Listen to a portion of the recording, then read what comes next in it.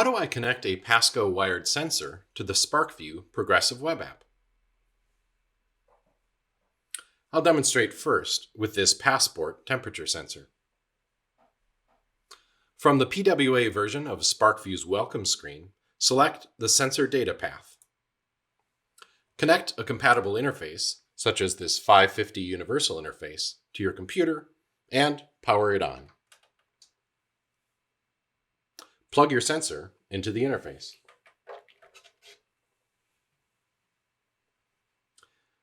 Select the USB icon in SPARKvue's top bar to open the browser's USB connection screen.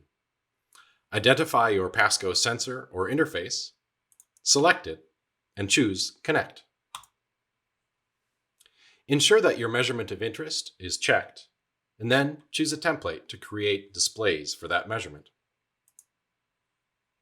You can also connect a sensor, such as this pressure sensor with its built-in USB port, from within a SPARKvue file. Ensure the sensor is powered on, plug it in, and select the USB icon in SPARKvue again.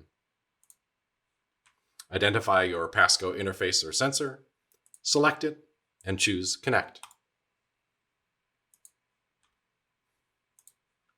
You're now ready to record data.